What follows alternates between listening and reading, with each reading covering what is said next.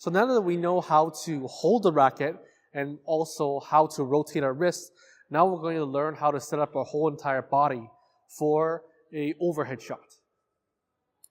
All right, so the first step to setting our body is we're going to stand sideways, and my left shoulder is going to be facing my opponent.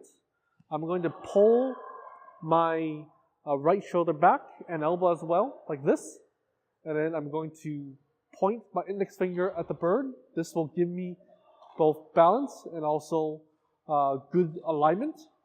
And the rotation, how it's going to work, the mechanics is, if you can imagine, I have a string here and I'm pulling, and as I pull, it's going to drive my right shoulder up and towards the bird. So I'm going to go like this, pull, drive my right shoulder and out, particularly my elbow up like this, and then I'm going to contact the bird, follow through, and then pull right back and load up again like this.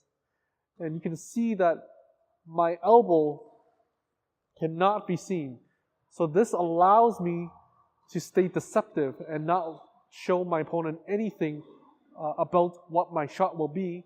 And also by cocking my racket back like this, it gives me a lot of power. So again, it's like this. 1, 2, 3, and then load up back to 1. So now we know how to set up our upper body like this. 1, 2, 3. We also need to coordinate with our lower body now. So with the first position, 1, like this. As we drive our elbow up, you see how my hips are turning. So as my hips turn, my right ankle also will turn. So it's going to look like this. 1, 2, 3. 1, 2, 3. Notice how my feet are making an L. That's very important. That'll give me good, stable stance. So it allows me to stand sideways while being able to do this turning motion as well. So this is very important that we have this very smooth 1, 2, 3.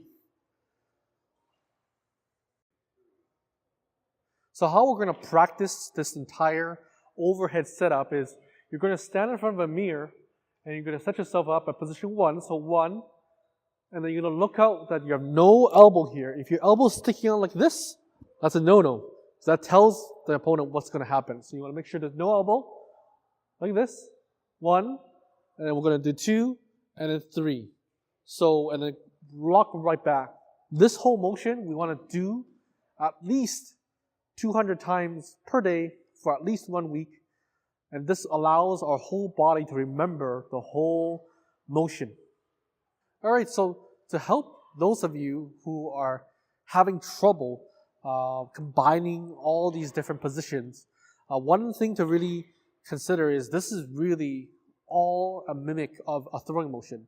So 1, 2, 3 is really just a throwing motion. And what you can do is practice with another person.